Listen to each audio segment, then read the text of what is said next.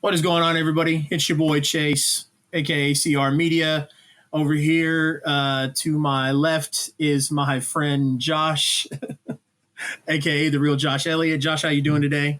Fantastic, man. Fantastic. All right. Got a good show for you today. And below us, we have the Brock Anderson. Brock, how are you, sir? Good. Thank you all for having me.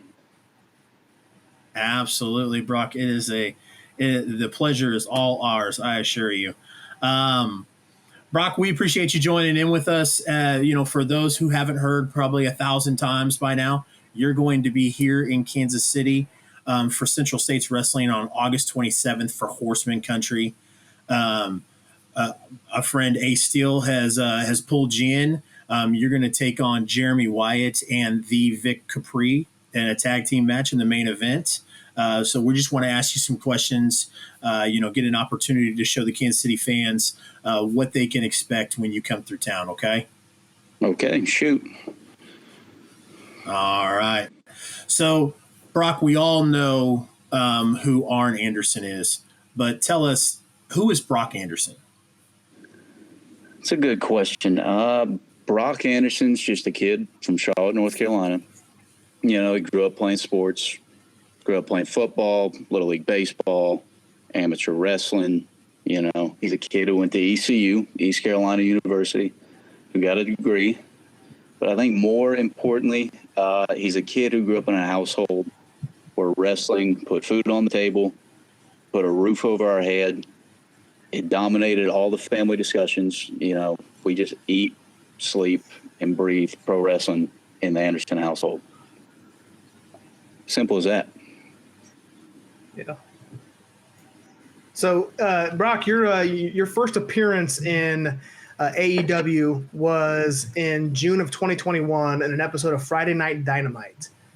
Since then, you wrestled guys like Billy Gunn, Dustin Rhodes, FTR, Adam Cole, Bryan Danielson. The list goes on. So, what's it like? Tell the fans of the Kansas City area what's it like working in AEW. Well, all those guys you just listed, and there's plenty more that you probably didn't say, like I think Kazarian, Jay Lethal. That's just a couple that you didn't even say. But all those guys, the one common factor is that it's been an absolute education. Whether they're standing across in the other corner or by my side, all those guys have light years more experience than me. And you can't get better in anything, not just this business, not just this sport, without learning from guys. Simple in that. But from that standpoint, it's been an absolute pleasure.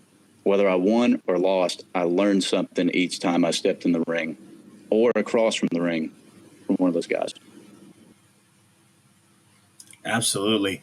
Brock, at what age did you know you wanted to be a professional wrestler? So that's a funny question. I grew up, I was born into it. Like, my dad was working for WCW when I was born. He retired when I was 6 months old. And then he immediately, when they closed down, transitioned to WWE, took a backstage role there. So when I was growing up, he was a backstage guy. He was a producer. But I still grew up around it. I would still go to all the matches. If they were local or drivable, he'd take us on loops. If they were like in Florida, we'd make a vacation out of it. We'd go to the loop, or we'd go to WrestleMania each week or each year. It'd be like a family vacation. So it was just normal to me. Like I said, we watched it every week. It was religion. But, you grow up. When you're growing up, you want to be 8 different things. You want to be, you want to be a cop one week. You want to be a firefighter the next. You want to be a football player. You want to be a baseball player. You want to be a wrestler one week, and then your mind just goes because you're a child. So I think the defining moment was WrestleMania 25. I was 12, I think. This is when those WrestleManias were starting to get really, really long. And they had a loaded pre-show, and, by the main event, everybody's worn out. So I had my PSP with me, my little gaming system. I'm 12. So it got to the point where I was like, I'm wrestling out, and I would sit there. If there was a match that didn't interest me, I'd be playing on the PSP. And I remember Shawn Michaels and Undertaker had like, I was sitting there, I put the PSP down and I watched every second of that match. And I was like, it clicked. I was like, hell with all that other stuff. This is what I want to do. I want to have that reaction one day, because they had the people in the palm of their hands. I was sitting there, a fan, watching it.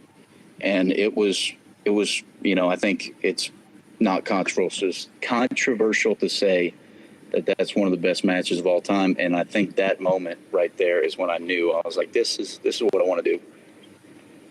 So that is amazing, Brock, because that's as soon as you said WrestleMania 25, I kind of thought in my head, I was like, I think I know where this conversation is going. So that is one of my favorite matches of all time. Do you have a favorite? Did you have a favorite wrestler growing up? Well, yeah, everybody, I think people just assume it's my dad. But like I said, he retired when I was 6 months old. So I only knew him as an ex-wrestler. I knew him from VHS tapes that we had. We had like a VHS stack. So I'd watch those. I knew he wrestled. But, I might get a little flack for this because there's been so much specials and it's been covered. I was always a Shawn Michaels guy. HBK was my favorite. And I don't think that's controversial to say. I think he is the best in-ring performer of all time. And I know that's weird, especially because of my style. I'm not throwing a bunch of super kicks around, but he was my favorite. I don't know why I can't put a finger on it, but I just knew that he was the best when he stepped in. You will get no argument on this then, my friend. So Nope. I don't. Yeah. So Brock, if we're let's fantasy book for a second here. If Okay. you could have a one-on-one match with anybody throughout history, who would it be?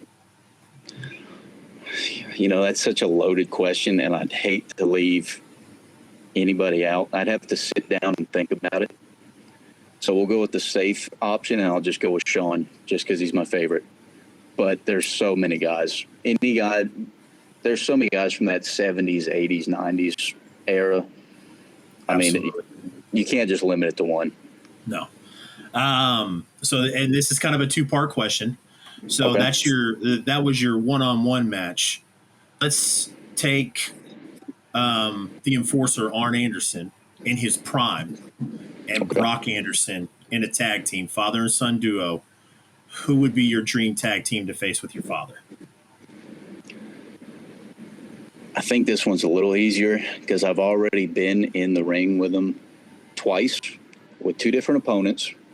So we'll go for the trifecta. I think FTR, because they are the best tag team in the world today, if not ever. They're making a strong argument. They're having a hell of a summer right now. They're on fire.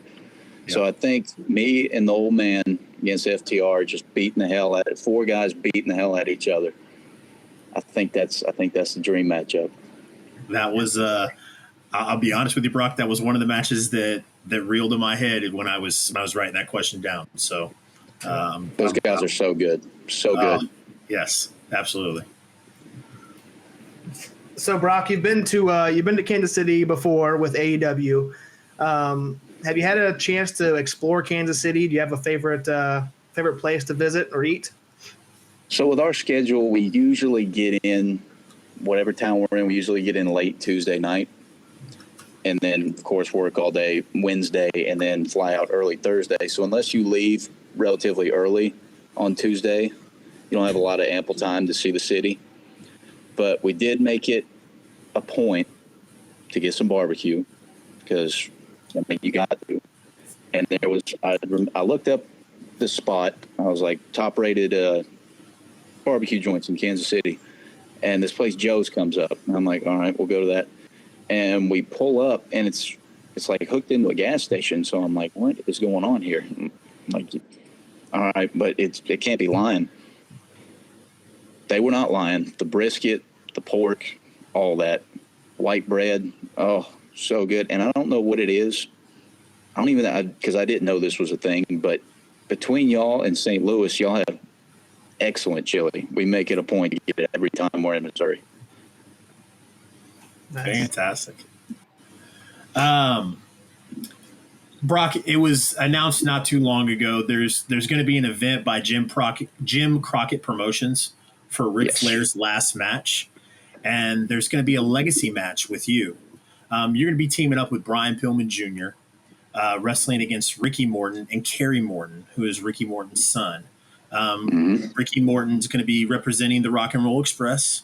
And then Arn Anderson will be there, and he is going to be representing the Four Horsemen. So it's kind of the idea behind the legacy match.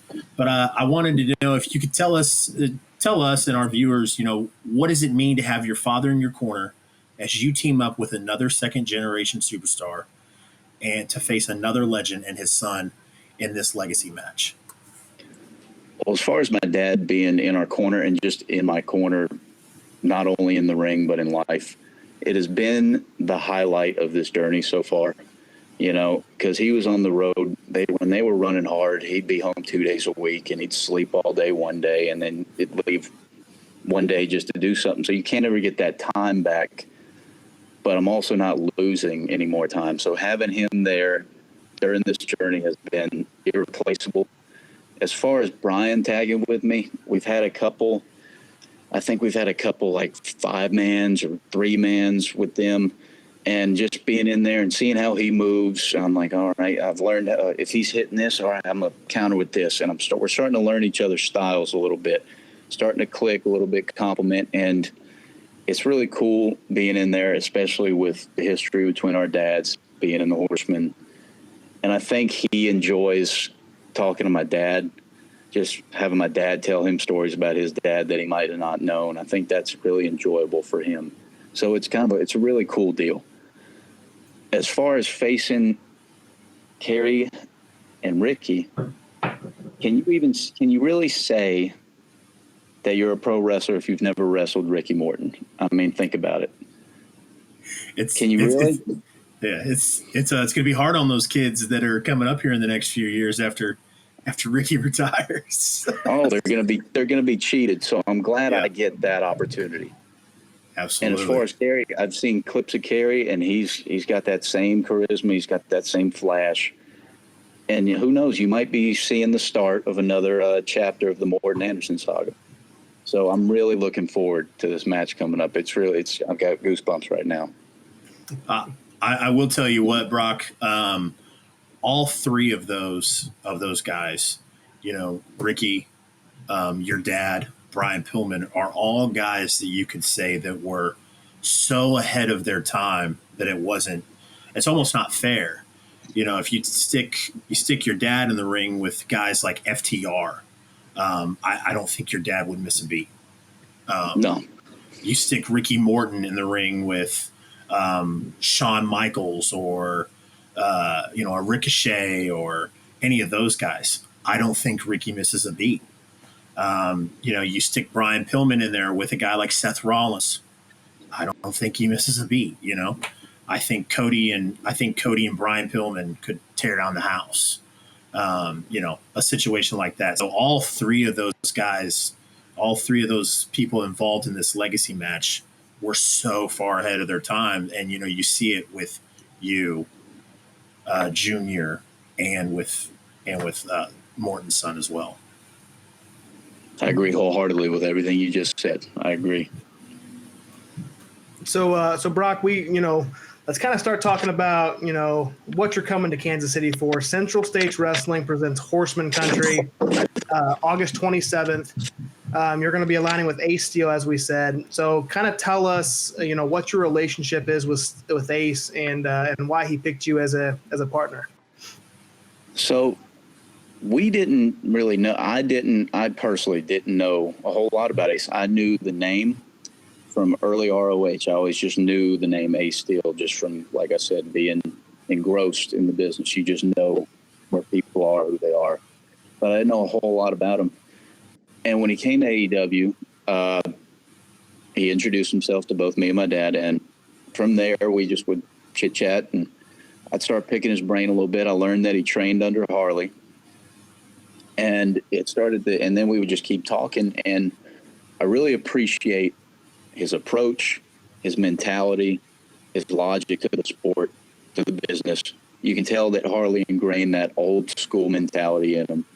And I think that's where we click, is because, you know, even before I was in the business, my dad, just growing up, just instilled that just no nonsense, very basic, logical approach to this. And I think that's where we really click. And I enjoyed just seeing him every week and just talking to him.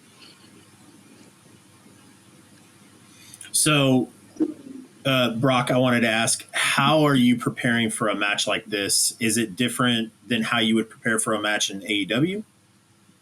No, same deal. No audibles on this one. The only difference with this one is that me and my dad are hired hands. So me and my pops don't know Vic, or we don't know Jeremy from Adam.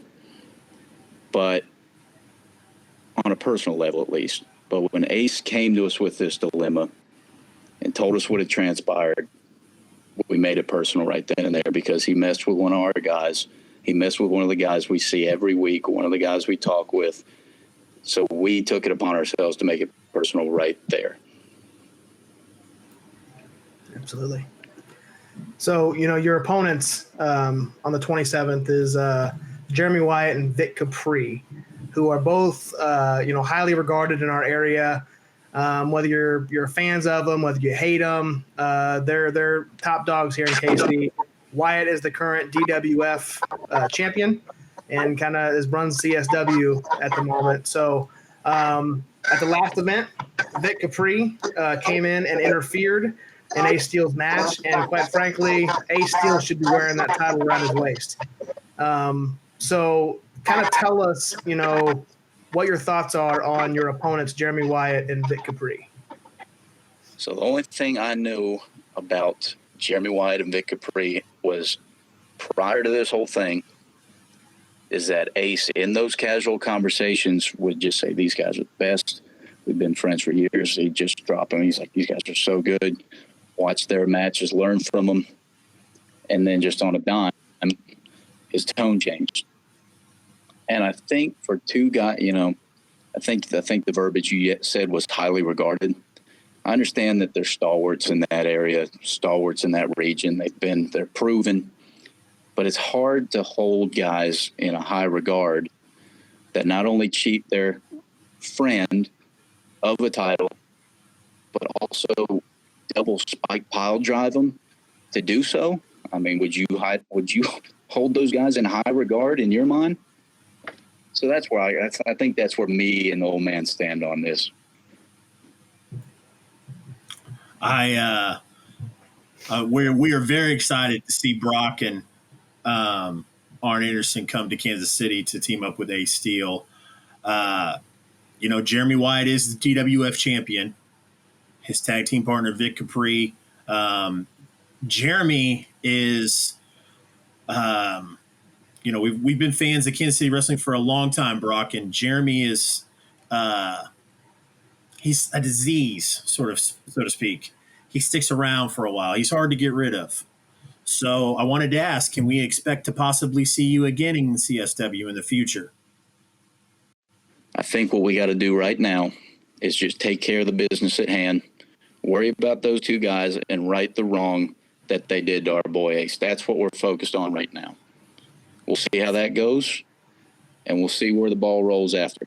But right now we're focused on those two guys, two of Ace's alleged friends, and we're going to come back. I think they jumped a guy not knowing that he was going to bring two guys that ain't scared to jump back.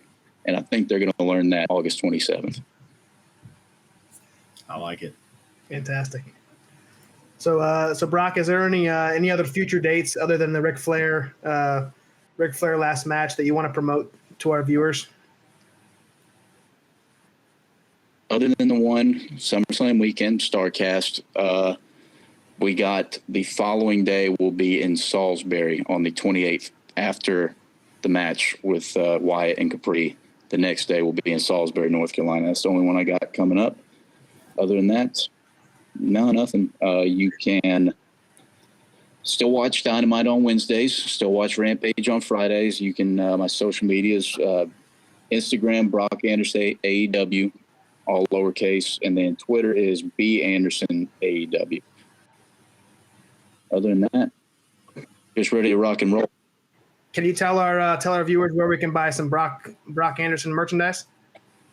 ShopAEW.com and Pro Wrestling Tees. You can find them there. Fantastic. All right, Brock. That'll do it for this whole thing. I think kind of how you saw on the lineup there. We always like to ask every guest that we interview to end with saying, "This is Brock Anderson, and you're watching the I-70 Hot Tag." Okay, no problem. This is Brock Anderson, and y'all are watching the I-70 Hot Tag. Like it. Love it. All right. Appreciate your time, Brock.